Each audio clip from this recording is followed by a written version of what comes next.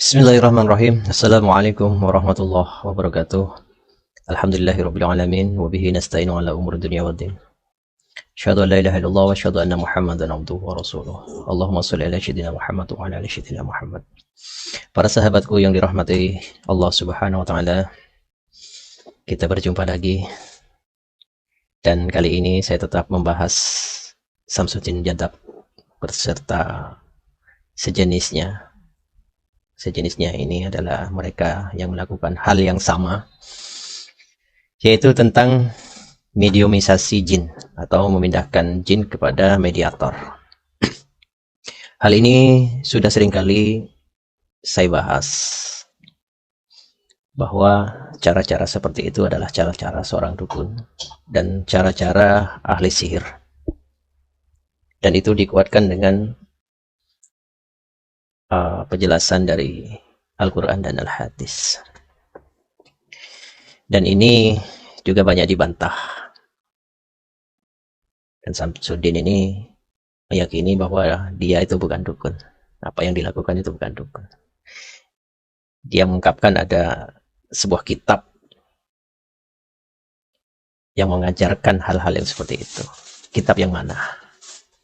Kemarin dia juga sempat mengutip Kitab Al-Azhar. Kitab Al-Azhar yang mana? Ini perlu diterangkan. Jangan cuma berani kitab-kitab dalil, tapi tidak berani menunjukkan yang mana. Biar netizennya itu paham. Oh, ini loh kitabnya. Ini yang membolehkan. Ini yang melarang. Nah, seperti itu. Jangan ngomong saja. Anak TK juga bisa bilang kitab. Oh, ini dari kitab. Tapi tidak bisa menunjukkan. Kitab yang mana? Dalil yang mana? Ulama siapa? Para tabi'in, para sahabat Rasulullah tidak mengajarkan hal yang seperti itu. Memindahkan jin kepada mediator, itu hukumnya haram.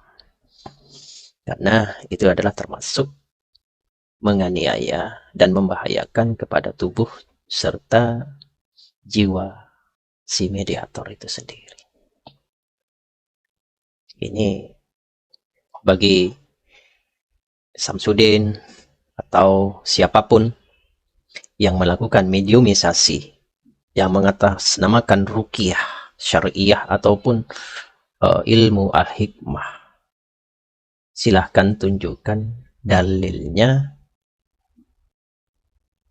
kitabnya mana yang memperbolehkan memediumisasi jin kepada tubuh yang normal.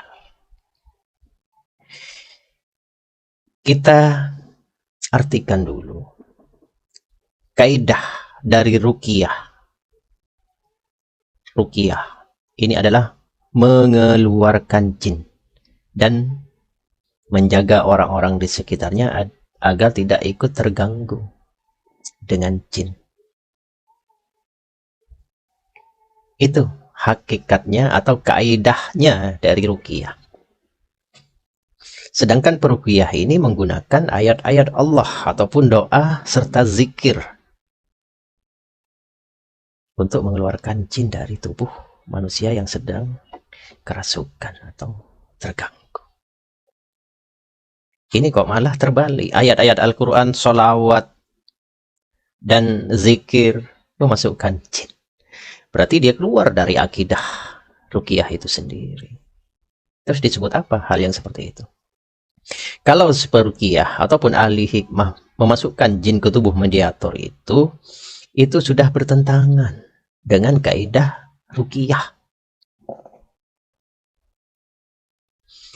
Karena itu termasuk ke dalam menganiaya, membahayakan kepada mediator. Karena sifat jin itu ketika masuk ke dalam tubuh manusia, dia akan menguasai otak sebagai tempat utama dan masuk kepada aliran darah. Si pesakit, dia menderita sakit ini dikarenakan jin, disebabkan dukun santet atau sejenisnya. Kemudian jin yang membawa penyakit ini dipindahkan kepada mediator. Otomatis jin itu mengandung unsur yang buruk, unsur jahat dan penyakit. otomatis penyakit itu akan pindah kepada mediator. Itulah para ulama mengatakan tidak boleh, karena membahayakan kepada si mediator itu sendiri. Itu yang pertama. Terus yang kedua, cara-cara mediumisasi ini adalah cara-caranya dukun dan cara-caranya ahli sihir. Sementara sihir dan dukun ini adalah termasuk syirik. Syirik, ingat itu. Sementara dalam hadis riwayat Imam Bukhari ataupun hadis Muslim, kita harus menyelisihi. Kita harus menghindari, menjauhi kaum-kaum yang seperti ini, kaum dukun atau ahli sihir. Bahkan mendatanginya itu tidak boleh. Kalau cara-cara mediumisasi ini cara-cara dukun, cara-cara ahli sihir, kita melakukannya, otomatis kita menjadi bagian dari hal itu. Seperti halnya hadis yang lain, Rasulullah mengatakan, man tasabbaha min qaumin fahuwa minhum. Barang siapa yang menyerupai suatu kaum, maka dia termasuk kepada kaum tersebut. Naudzubillahi min dzalik. Saya bebas. Saya sudah katakan kapan saja. Kalau Samsuddin Jattab yang selalu mengatakan ada kitabnya, ini pun dari Al-As'ar, mengatakan ini dibolehkan. Tunjukkan. Seperti halnya saya mereaksi Anda itu menggunakan dalil-dalil dan akidah. Bukan hanya omong kosong ataupun berdasarkan pikiran saya. Sekarang, sifat dari jin itu samar atau gaib. Bagaimana Samsuddin ini merasa yakin bahwa jin yang dihadirkan itu adalah jin yang masuk ke dalam tubuh orang itu? Bagaimana? Keyakinan itu dari mana? Apakah melihat langsung dengan jin? Apa dia terbuka, kasyaf? Naudzubillahi min dzalik. Itu. Makanya dalam hal ini mediumisasi itu tidak dibolehkan, bahkan diharamkan, karena itu sifatnya menganiaya atau bisa menimbulkan bahaya kepada orang lain. Seperti sering saya sebutkan dalam sebuah kitab, yaitu kita lihat dulu kitabnya. Ini adalah kitab Al-Ghurral Al-Bahiyah, kitab fikih mazhab Syafi'i, disusun Syekh Al-Ihsan Abu Yahya Zakaria Al-Ansari. Saya sudah garis bawahi di situ. Syaratnya untuk dibolehkan itu ada 4. Saya kemarin sudah sebut. Al-Ardiyah, makhluk tak kasat mata yang ada di bumi. Terus yang kedua, la tukhalif asy-syar'iyyah, yaitu tidak bertentangan dengan syariat. Di situ dibaca. Terus yang ketiga, maya'ata mutasyari'un kamilun bisyar'iyyun.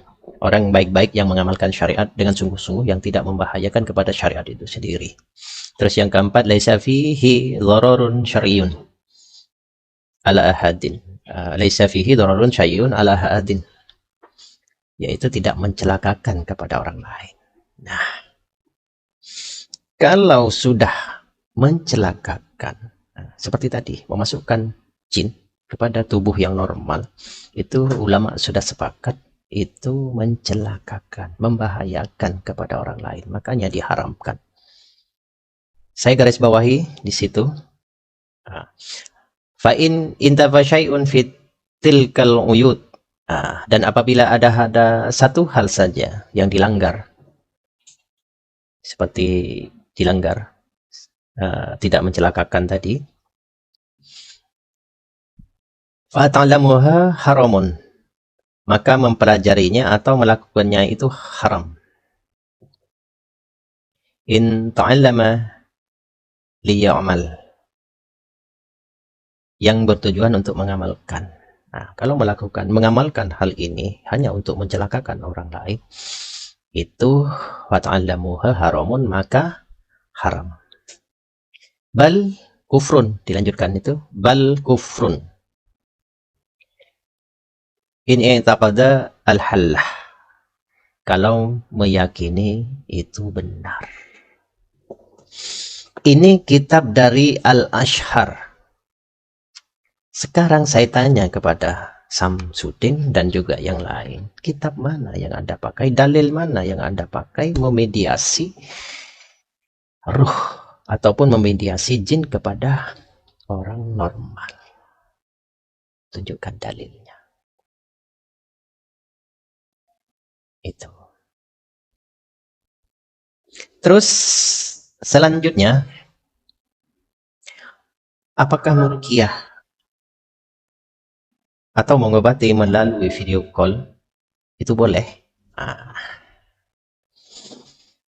Jarak jauh dari Jepang, dari Arab, dari Amerika, video call, tiba-tiba yang kerasukan muridnya. Ini yang saya sering tekankan kepada netizen semua.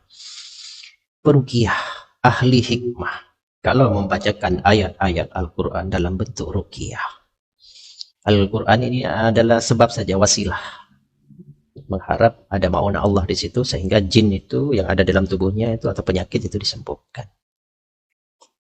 Apabila yang dibacakan si pesakit ini dibacakan ayat-ayat Al-Quran tidak merasakan apa-apa, tidak ada reaksi, di situ ada jin, tapi yang kerasukan anak buahnya, bahkan Samsudin itu sendiri, itu bukan si sakit yang bermasalah, tapi yang kerasukan.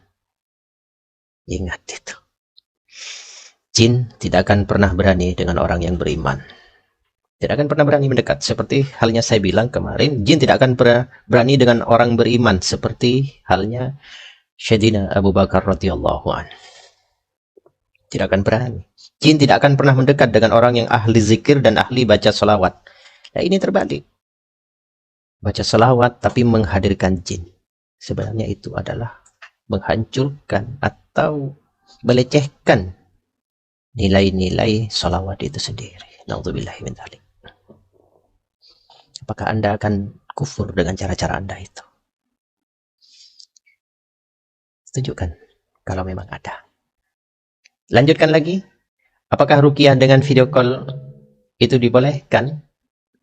Maka jawabannya ada dalam kitab Fatwa Al-Lajnah Ad-Daimah.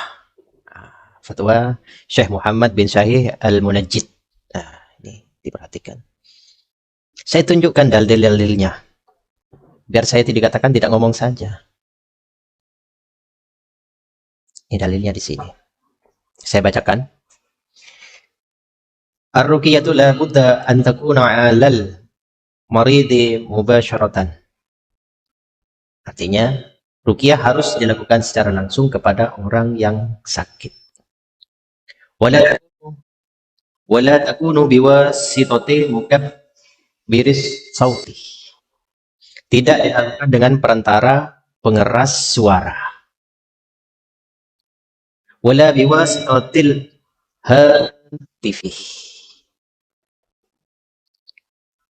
ataupun telepon dan sejenisnya. Nih, garis bawahi. Garis bawahi. Wala biwasitatil hatifih. Ini di garis bawahi ya. Itu. Tidak ataupun dengan telepon atau sejenisnya. Itu tidak boleh. La'anna hadha yukhalif ma fa'alahu Rasulullah sallallahu alaihi wasallam wa ashabahu radhiyallahu anhum wa ataba'ahum bi ahsanan fir ruqyah. Karena ini bertentangan dengan apa yang diajarkan Rasulullah sallallahu alaihi wasallam dan para sahabat radhiyallahu anhum serta para tabi'in dalam meruqyah. Waqad qala Rasulullah sallallahu alaihi wasallam, Sedangkan Nabi Shallallahu Alaihi Wasallam bersabda, "Man ahdasa fi amrina hada ma laysa minhu fahuwa raddah." Artinya barang siapa membuat perkara baru dalam perkara agama yang tidak ada tuntunannya atau dalilnya dari kami Rasulullah Shallallahu Alaihi Wasallam, maka itu ditolak. Ini. Jadi saya tidak ngomong saja, ada dalilnya di situ. Ada dalilnya. Saya tidak ngomong saja. Jadi hal yang seperti ini, Anda para netizen tinggal memikir sendiri, menilai sendiri. Cara-cara Samsudin melakukan ini dengan memediumisasi itu cara dukun, ahli sihir, apa beruqyah. Wallahu a'lam bishawab.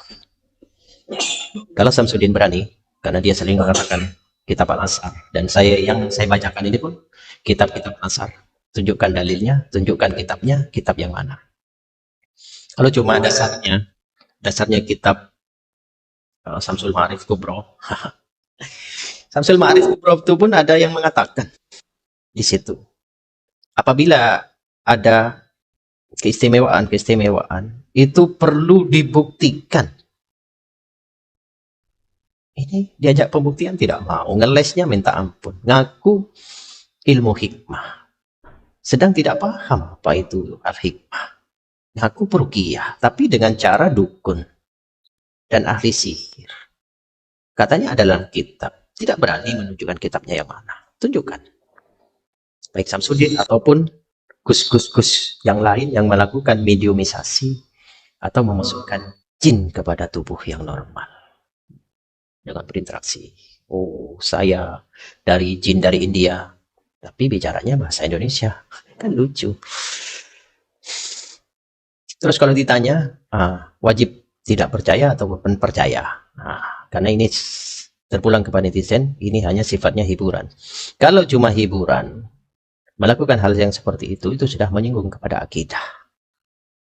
Cari hiburan lain yang tidak bertentangan dengan akidah dan syariat.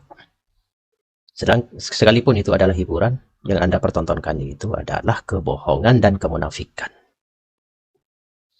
Sekian dari saya, kurang lebihnya mohon maaf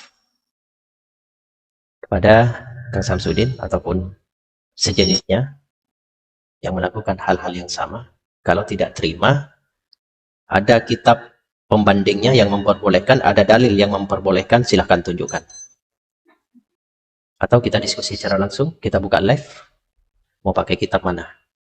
Samsul Ma'arif Kubro, Al-Ghurral Al-Bahiyah, atau Fatwa tadi, terserah. Kalau memang ada dalilnya, kita diskusi. Sekian dari saya, kurang lebihnya, wabillahi taufiq wal hidayah, walau minkum, wassalamualaikum warahmatullahi wabarakatuh. Sampai jumpa.